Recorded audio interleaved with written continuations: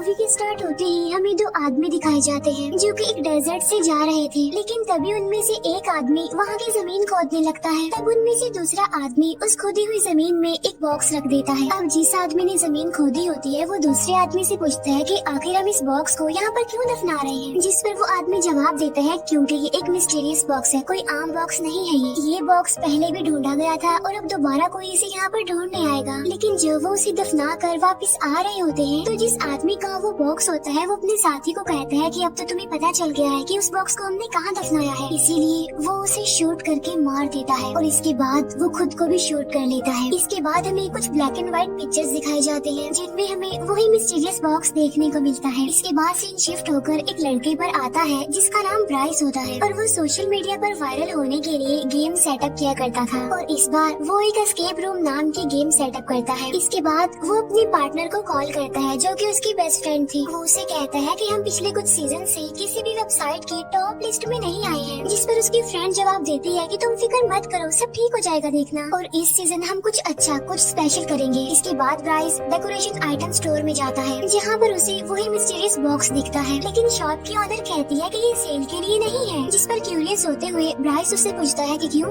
क्या है इसमें ऐसा, जिस पर वो लेडी उसे बताती है क्योंकि इसमें शैतान को कैद किया जाता है। तब ये सुनकर ब्राइस को एक आइडिया आता है कि मैं इस बॉक्स को अपने एस्केप रूम में रखूंगा। इसीलिए जब शॉप की ऑनर किसी काम के लिए जाती है तो पीछे से ब्राइस चुपके से उस बॉक्स को लेकर और कुछ पैसे वहाँ पर छोड़कर वहाँ से चला जाता है। इसके बाद हमें एक कपल दिखाया जाता है जो कि दोनों ब्राइस के फ्रेंड होते हैं और ये दोनों ब्राइस के एस्केप रूम में जाने वाले थे। इसके बाद हमें एक और कपल दिखाया जाता है और ये दोनों भी ब्राइस के फ्रेंड थे और इनमें लड़की का नाम जेस था और तभी उसके पास उसके दूसरे फ्रेंड की कॉल आती है जो उससे पूछता है कि तुम कितनी देर तक निकलोगे, जिस पर वो कहता है कि थोड़ी देर में। इसके बाद वो सारे लोग ब्राइस की लोकेशन पर चले जाते हैं जहाँ पर ब्राइस उन सबको वेलकम कहता है। तभी ब्राइस की फ्रेंड इस गेम के किलर के पास जाती है और उससे कहती है कि सब लोग आ गए हैं तो तुम जल्दी से रूम में जाकर छुप जाओ। इसके बाद ब्राइस सबको गेम की रूल बताता है कि तुम एक रूम में लॉक्ड हो जाओगे और तुम्हें उस रूम में कुछ क्लू ढूंढने हैं जिनकी मदद से तुम दरवाजा खोलोगे और वहाँ से एस्केप करोगे। लेकिन हाँ, एस्केप करने के लिए तुम्हारे पास सिर्फ 55 मिनट होंगे और वो रूम पूरी तरह पजल से क्लू से भरा हुआ है और तुमने उन पजल्स को सॉल्व करना है तभी तुम बाहर आ सकोगे। और चाहे तुम जितना मर्जी चिल्लाओगे उस रूम में लेकिन आवाज बाहर नहीं आएगी। वो ये भी बताता है कि उस रूम में मोबाइल फोन्स नहीं है और वहाँ पर नेटवर्क भी नहीं आते। ब्राइस अब उनके फेस को एक कपड़े से कवर कर देता है और चुपके से वहाँ से चला जाता है। अब वो सारे लोग जैसे ही रूम में एंटर करते हैं तो डोर अपने आप से ही लॉक्ड हो जाता है। दूसरी तरफ ब्राइस कैमरा के जरिए उन सबको देख रहा था और लोगों को उस रूम में एक टेप रिकॉर्डर मिलता है जिसमें एक आदमी बोल रहा होता है। वो कह रहा होता है कि जब तुम मेरी रिकॉर्डिंग सुनोगे तब तक मैं मर चुका हूँगा, लेकिन मैं तुम्हें कुछ इंस्ट्रक्शंस देना चाहता हूँ। और मेरा एक बेटा है जो इंसान नहीं बल्कि शैतान है और उसने अपनी मदर को भी मार दिया और उसके अलावा बहुत सारे लोगों को उसने मार दिया और मैंने उसे इसी रूम में चेन से बांधा हुआ है और ये कमरा उसी का था जहाँ पर वो मर्डर किया करता था। और चाहे जो भी हो जाए तुम उसे यहाँ से आजाद होने मत देना और जितनी जल्दी हो सके इस रूम से बाहर निकलो।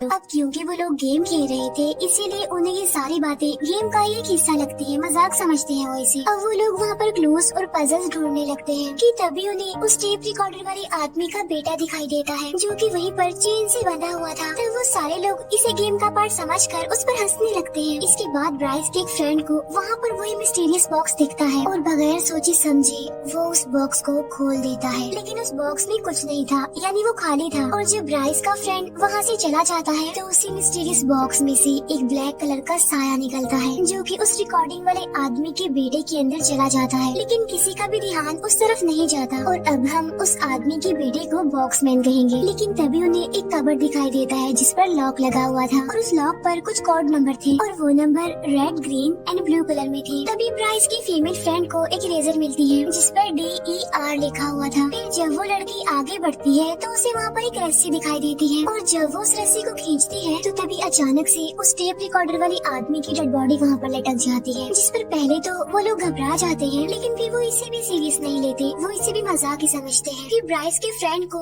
कप के नीचे से 2 कॉइन मिलते हैं जिन्हें वो क्लू समझकर अपने पास रख लेता है। उधर दूसरी तरफ ब्राइस के ऑफिस के सिग्नल्स अचानक से चले जाते हैं जिससे उसे समझ नहीं आती कि आखिर ऐसा क्यों हो गया। बॉक्समैन जो कि चेन से बंधा हुआ था वो अपनी जगह से थोड़ा सा आगे आ गया था जिस पर उन्हें अब थोड़ा थोड़ा शक होने लगा था, जिस पर वो समझते हैं कि शायद बॉक्समैन की चेन 5 मिनट के बाद थोड़ा थोड़ा खुलती रहती है ताकि वो आहिस्ता आहिस्ता करके आगे आ सके। अब ब्राइस के फ्रेंड को बुक शेल्फ में से 5 रेड, 3 ग्रीन और 4 ब्लू कलर की बुक्स दिखती हैं, जिससे वो समझ जाता है कि वो लॉक जो कबर्ड से लगा हुआ है वो इन्हीं 3 कोड्स के कॉम्बिनेशन से खुल जाएगा, यानी 5, 3 एंड 4। और जब वो इसे अप्लाई करते हैं तो होता भी ऐसे ही है। वो नंबर एंटर करने पर कबर्ड का एक दरवाजा खुल जाता है, जिसमें से उन लोगों को एक चाबी मिलती है और वो चाबी वहीं पर रखे हुए एक सूटकेस की थी। और अब वो उस चाबी की मदद से उस सूटकेस को भी खोलने में कामयाब हो जाते हैं, जिसमें से उन्हें एक सीजर मिलती है। और अब उनके पास सिर्फ 37 मिनट्स रह गए थे। फिर ब्राइस का मेल फ्रेंड उस कैंची को लेकर बॉक्समैन के पास जाता है, जहाँ पर उसे एक कार्डबोर्ड बॉक्स मिलता है और तब वो उस कैंची से उस बॉक्स को काट देता है, जिसमें से उसे एक ड्रॉ का हैंडल मिलता है, जिसे वो अपनी दूसरी मेल फ्रेंड को दे देता है। लेकिन तभी बॉक्समैन उस कैंची को लेकर ब्राइस के फ्रेंड को मार देता है और बार बार वो उसे उस कैंची से स्टैब करता है, जिसकी वजह से ब्राइस का फ्रेंड वहीं पर मर जाता है। अब ये सब देखकर उसके फ्रेंड्स काफी डर जाते हैं, इसीलिए वो दरवाजे को पीटते हुए चिल्लाने लगते हैं, लेकिन उनकी आवाज कोई नहीं सुन पाता। इसके बाद हमें ब्राइस दिखाया जाता है जो कि टेरेस पर खड़ा हुआ था। तभी उसके पास उसकी पार्टनर आती है, जो उससे पूछती है कि तुम यहाँ पर क्यों खड़े हुए हो, जिस पर ब्राइस कहता है कि मैं परेशान हूँ क्योंकि मेरे कैमरे के सिग्नल्स चले गए हैं। जिस पर उसकी पार्टनर उसे कहती है कि तुम्हें गेम को बंद कर देना चाहिए, लेकिन ब्राइस ऐसा करने से इनकार कर देता है, क्योंकि अगर वो ऐसा करेगा तो उनका गेम खराब हो जाएगा, जिसकी वजह से पब्लिक उनके एस्केप रूम को बेकार ही रिव्यूज देगी। उस रूम में ब्राइस के सारे फ्रेंड्स काफी डरे होते हैं, काफी घबराए होते हैं। वो बॉक्समैन पर चीजें उठाकर मारते हैं, लेकिन उसे इसका कोई असर नहीं होता। ब्राइस का फ्रेंड जेस के बैग से मोबाइल निकाल कर पुलिस को कॉल करने की कोशिश करता है। अब जाहिर सी बात है वहाँ पर नेटवर्क नहीं आ रहा था। अब जैसे जैसे टाइम गुजरता जा रहा था, बॉक्समैन अपनी चेन से खुलते खुलते आगे आ रहा था, यानी उन लोगों के करीब आता जा रहा था। ब्राइस का फ्रेंड कहता है कि हमें गेम को कंप्लीट करना होगा, वरना ये तो हमें भी मार देगा।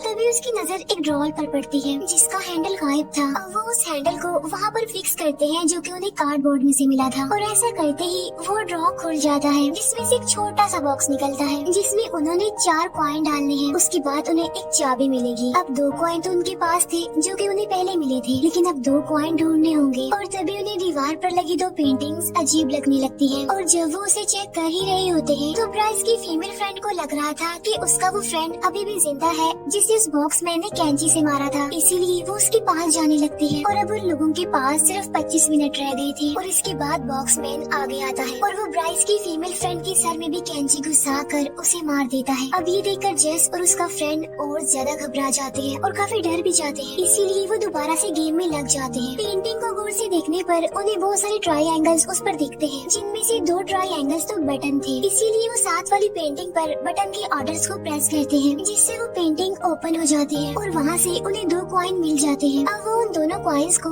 बॉक्स में डाल देते हैं और जो 2 कॉइन उन्हें पहले मिले थे वो तो उस बॉक्समैन के पास थे। तभी देखकर वो काफी डर जाते हैं। ब्राइस के फ्रेंड को वहाँ पर एक स्मोक अलार्म दिखता है, जो कि बिल्कुल बॉक्समैन के ऊपर लगा हुआ था। इसीलिए वो जेस को समझाता है कि मेरे पास एक लाइटर है, मैं बॉक्समैन के पीछे जाऊंगा, उसे डिस्ट्रैक्ट करूंगा, तब तक तुम लाइटर को स्मोक अलार्म के पास ले जाकर जला देना। तब जेस का फ्रेंड ऐसा ही करता है। वो बॉक्समैन के पीछे जाकर उसकी चेन पकड़ लेता है और जेस उस लाइटर को स्मोक अलार्म के पास ले जाकर जलाती है, लेकिन इससे कुछ भी नहीं होता। फिर वो दोनों किसी तरह बचकर बॉक्समैन से दूर आ जाते हैं। टाइम गुजरता जा रहा था, उनके पास सिर्फ 19 मिनट रह गए थे। उधर ब्राइस की पार्टनर उसे समझा रही होती है कि अगर उन लोगों को उस रूम में कुछ हो गया तो हम बहुत बुरा फंसेंगे देखना, इसीलिए तुम्हें किसी भी तरह करके इस गेम को खत्म करना होगा। लेकिन ब्राइस अब भी इस बात के लिए एग्री नहीं हो रहा था और अब वो सिग्नल जाने से पहले की वीडियो देखने लगता है कि आखिर सिग्नल जाने की वजह क्या है, जिससे उसे पता चलता है कि सिग्नल्स तब गए थे जब उस मिस्टीरियस बॉक्स को खोला गया था। जिसके बाद उनकी गेम का किलर अजीब तरीके से कैमरा को देख रहा होता है और तो और उसने कैमरा का वायर निकाल दिया और यही वजह बनी कि सिग्नल्स चले गए। तब ये देखकर ब्राइस समझ जाता है कि सब कुछ उस बॉक्स के खुलने के बाद ही हुआ। अब क्योंकि जेस और उसके फ्रेंड के पास बचने का कोई चांस नहीं होता, तो जेस का फ्रेंड उससे कहता है कि मैं जाऊंगा बॉक्समैन के पास उसे वो कॉइन्स लेने, लेकिन जेस उसे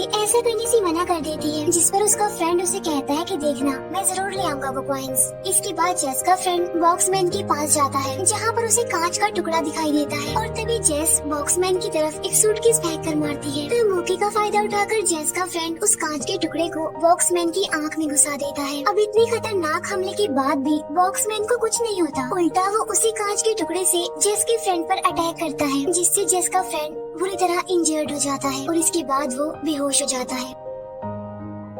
अब इसके बाद बॉक्समैन जेस की तरफ बढ़ता है और उसे बगैर कुछ कहे वो दोनों कॉइन्स दे देता है और तब जेस उन दोनों सिक्कों को उसी बॉक्स में डाल देती है, जिसके अंदर से उसे एक चाबी मिलती है और वो उस चाबी से कबर्ड का दूसरा दरवाजा खोलती है, जिसके अंदर से उसे एक हुक मिलता है। वो उस हुक को लेकर वहीं पर पड़े एक बॉक्स में डालकर घुमाती है, जिसमें से एक जोकर बाहर आता है और उसके हाथ में एक नोट था और उस नोट में UN लिखा हुआ था। अब मुसीबत बढ़ती जा रही थी क्योंकि सिर्फ 10 मिनट रह गए थे। फिर ब्राइस एस्केप रूम का दरवाजा खोलकर अंदर चला जाता है, लेकिन बॉक्समैन उसे बाहर की तरफ धक्का देता है और फिर से दरवाजा बंद कर लेता है। तब ब्राइस की चाबियां अंदर ही गिर जाती हैं। ब्राइस जल्दी से अपनी पार्टनर को पुलिस को कॉल करने के लिए कहता है। एस्केप रूम में बॉक्समैन ब्राइस की चाबियों को लेकर एक कॉर्नर में फेंक देता है और अब सिर्फ 5 मिनट रह गए थे और देखते ही देखते बॉक्समैन खुलता जा रहा था और जेस के और करीब आता जा रहा था। अब जेस फिर से उस UN वाले नोट को देखती है और जो इरेजर उसके पास होती है, यानी जिसमें DER लिखा होता है, वो उसकी मदद से UN को इरेज करने की कोशिश करती है, जिसके ऊपर कुछ एरोस बने हुए थे और वो भी बिल्कुल किसी बटन के ऑर्डर्स की तरह ही लग रहे थे। लेकिन यहाँ पर जेस को कुछ भी समझ नहीं आती, इसीलिए वो उस कांच के टुकड़े को उठाकर बॉक्समैन को मारने जाती है। लेकिन तभी मेन डोर पर सेम वैसे ही एरोस दिखाई देते हैं जैसा उस नोट पर लिखा हुआ था UN पर, जिसे देखकर जेस समझ जाती है कि इसी से ही दरवाजा ओपन होगा। और जब जेस वहाँ से जाने लगती है तो बॉक्समैन उसे रोक लेता है और उसे विजन्स दिखाने लगता है, जिसमें जेस के तीनों फ्रेंड्स उसे हेल्प मांग रहे थे। लेकिन यहाँ पर जेस उसके जाल में नहीं आती और अब सिर्फ 16 सेकंड्स रह गए थे। जेस उस कांच के टुकड़े से